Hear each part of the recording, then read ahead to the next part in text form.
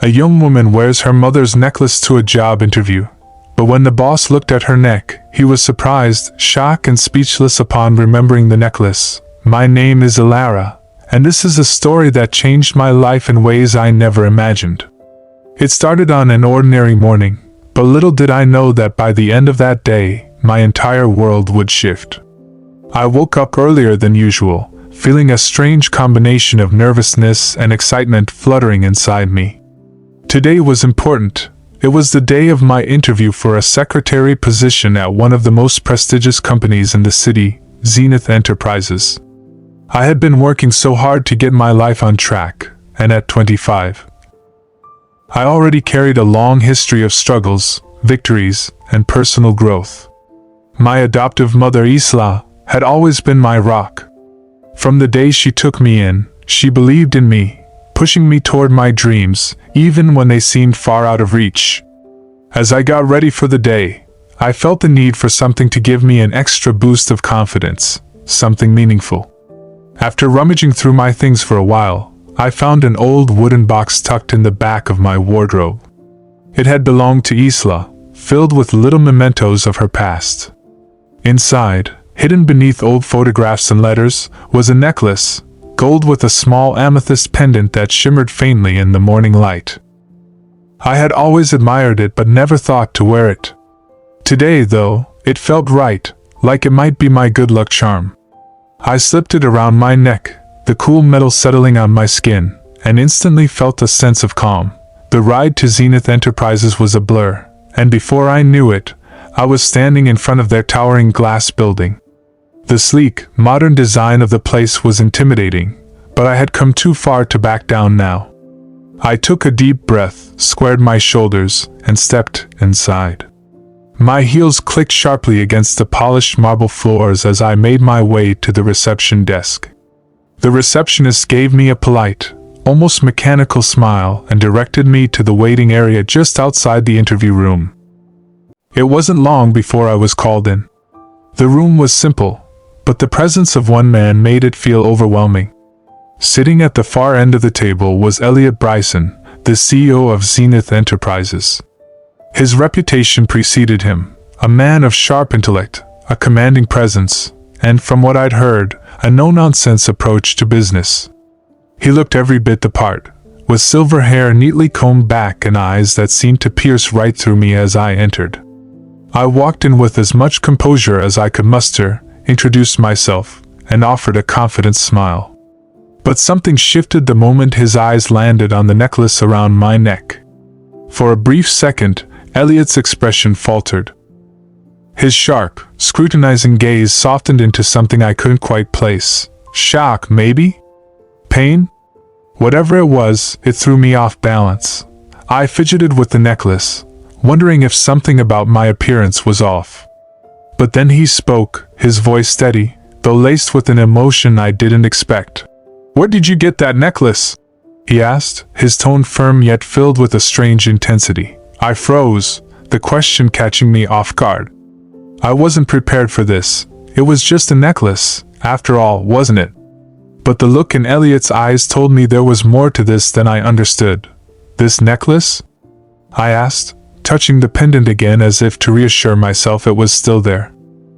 "It belonged to my adoptive mother, Isla. She kept it in an old box. I found it this morning and decided to wear it." "Is something wrong with it?" Elliot leaned back in his chair, exhaling deeply, his eyes never leaving the necklace. For a moment, the room felt impossibly still. His expression flickered between disbelief and a deep sorrow I couldn't comprehend. "This necklace," he began, his voice quieter now, more personal. "It once belonged to someone very close to me. Someone I thought I had lost forever." The air in the room seemed to thicken. I couldn't look away from him, the weight of his words pressing down on me. How could this necklace, an old trinket I had barely thought about, mean so much to him? "Who?" I asked, my voice trembling slightly, unsure if I wanted to know the answer. Elliot hesitated, as if searching for the right words, but his eyes softened as he spoke. "Her name was Leora. She was my sister. She disappeared many years ago under mysterious circumstances. This necklace was hers.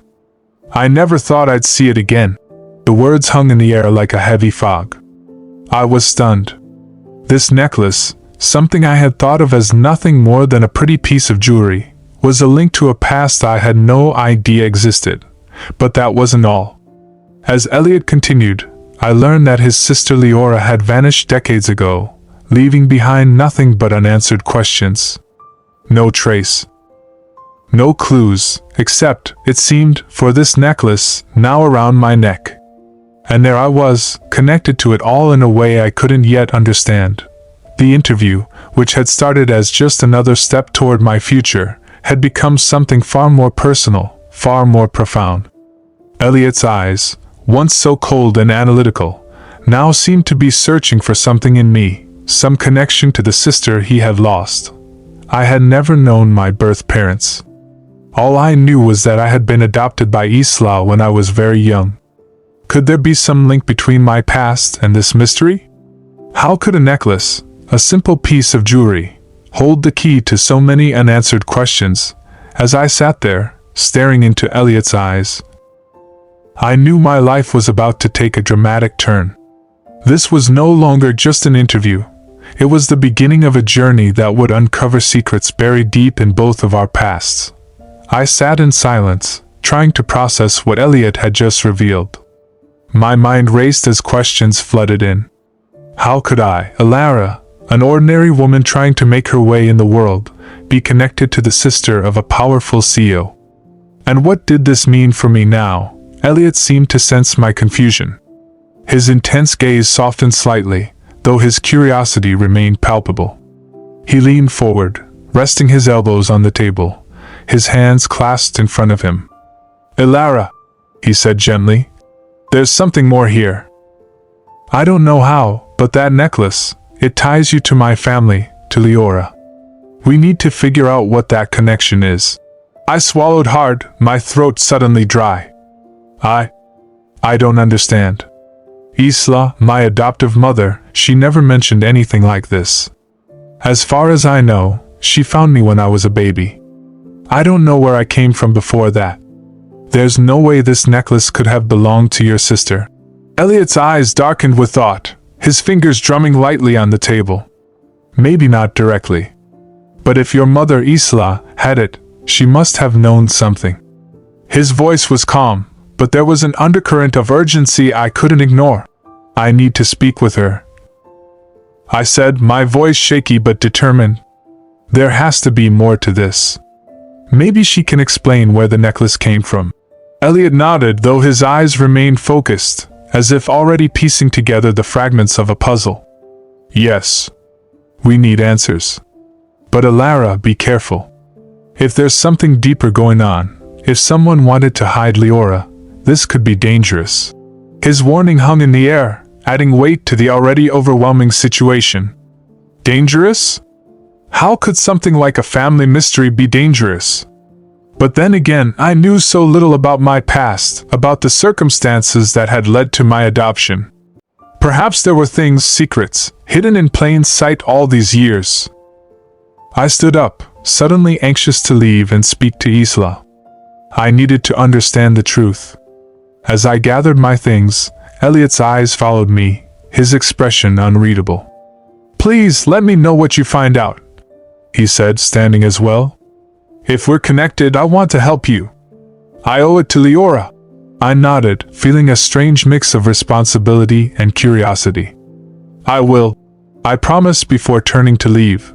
The moment I stepped out of the sleek, glass-walled building, the crisp air hit me, and I took a deep breath. The day had started with the promise of a new job, but now, everything felt uncertain. As I walked down the street, my mind churned with possibilities. What if Isla had been hiding something from me all these years? What if there was more to my past than I ever realized? By the time I arrived at Isla's modest house, my heart was racing. The small, familiar garden in front of the house brought me a brief moment of calm, but as I stepped up to the door, my hands trembled. I knocked, waiting for the only woman I had ever called mother to answer. "Alara!" Isla's warm voice greeted me as she opened the door, her face lighting up in surprise. "What are you doing here, dear? You look like you've seen a ghost." She stepped aside, gesturing for me to come in. I entered, the scent of fresh tea and flowers filling the air, but my thoughts were too chaotic to appreciate the familiar comfort of home. I turned to face her, gripping the amethyst pendant in my hand. "Mom, we need to talk," I said, my voice more serious than I intended. Isla's smile faltered, and she looked at me with concern. "Of course, Alara. What's wrong?" I hesitated, unsure of how to begin. "This necklace," I said, holding it up for her to see. "You gave it to me, right? From that old box in your wardrobe." Isla's eyes widened slightly, recognition flashing across her face. "Yes, I remember. I've had that necklace for years. Why? Did something happen?" I took a deep breath, the weight of the conversation pressing on my chest. "The man I interviewed with today, Elliot Bryson, he recognized this necklace. He said it belonged to his sister, Leora. He thought she was lost years ago."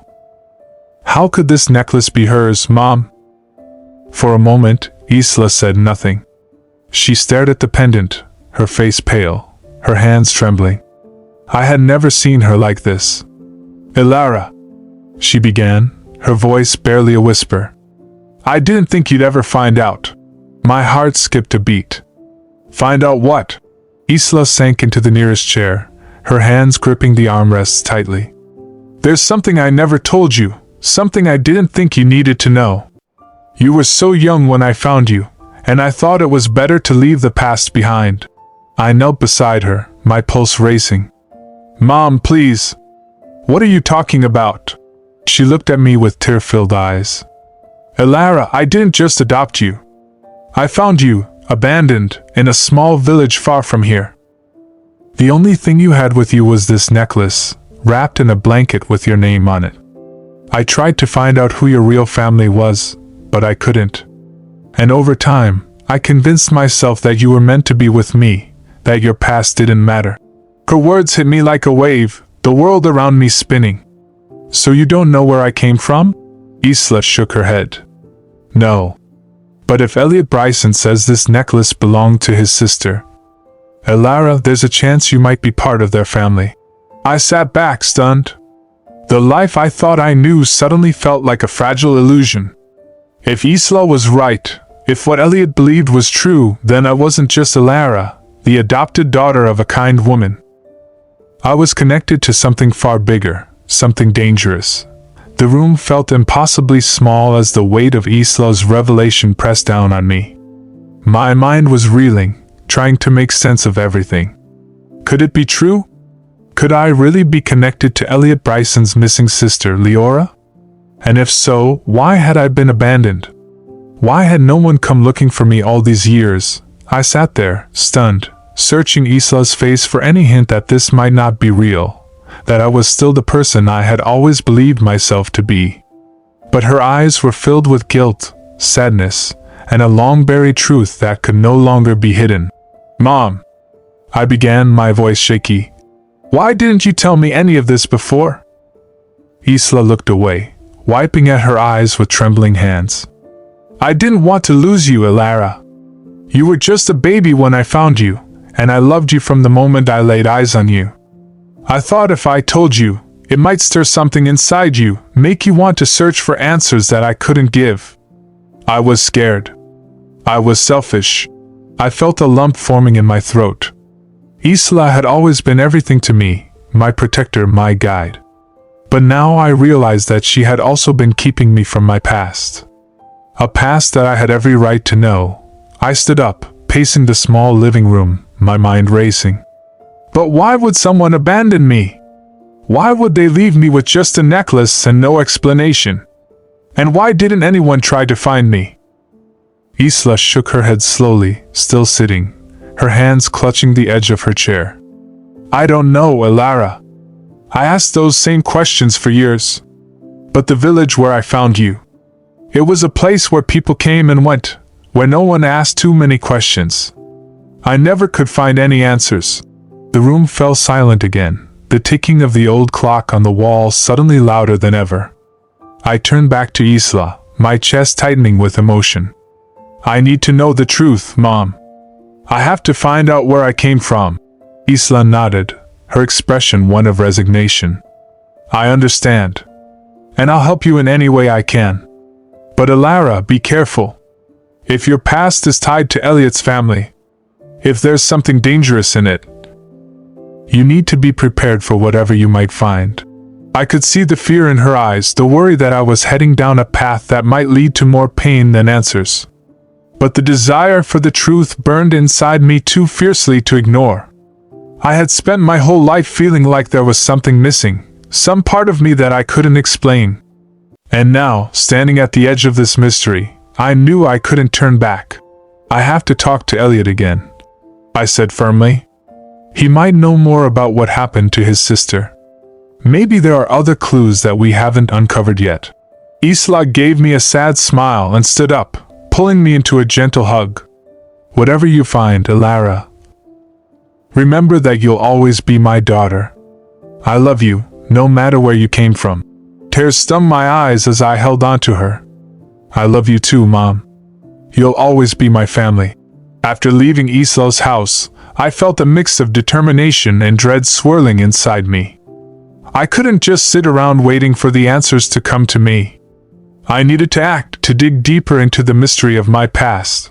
The next morning, I called Elliot Bryson. My voice trembled slightly as I left a message on his voicemail, but I kept it short and to the point. Mr. Bryson, it's Alara. We need to talk. I think my mother might have some answers that could help us both. Please call me back. It didn't take long for him to respond. Within an hour, my phone buzzed, and I found myself staring at Elliot's name flashing across the screen. I answered quickly. Alara. Elliot's deep voice came through the line, sounding more measured than before. I'm glad you called. I've been thinking about our conversation. There's something we need to discuss. I think so too, I replied, trying to keep my voice steady. I talked to my mother, Isla. She told me some things about how she found me, how I was abandoned with this necklace. I need to know more about Leora, about your family. There could be something connecting all of this. There was a brief silence on the other end, and then Elliot spoke again, his voice quieter now. I didn't want to overwhelm you before, Alara, but I think you deserve to know the truth. My sister, Leora, wasn't just any ordinary person. Our family. We come from a line of people who have made enemies over the years. Powerful enemies. When she disappeared, we suspected foul play, but we could never prove it. There were too many secrets, too many shadows. My heart skipped a beat.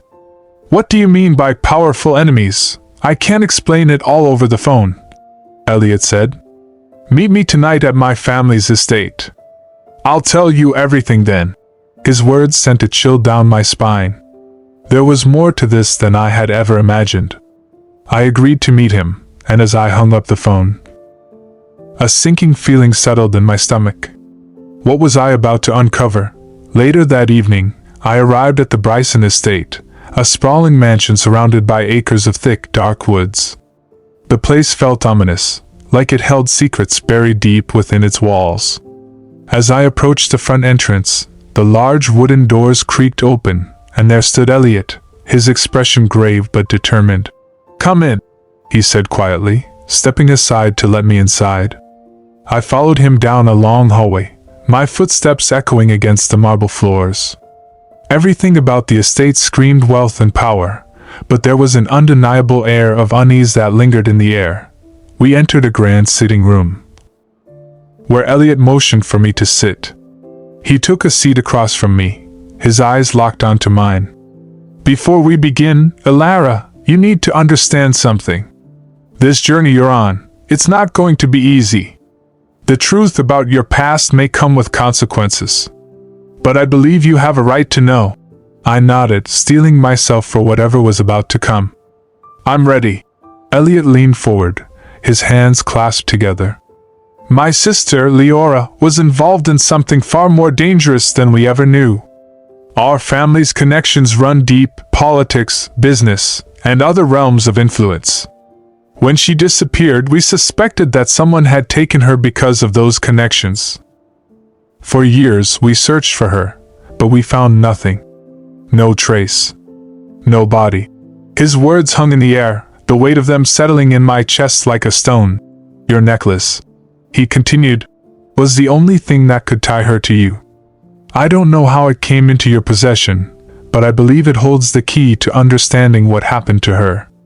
And maybe, just maybe, it can help us find her. I sat there, stunned, the gravity of his words sinking in. I wasn't just uncovering a family mystery. I was stepping into a world of power, danger, and secrets far bigger than myself. But there was no turning back now.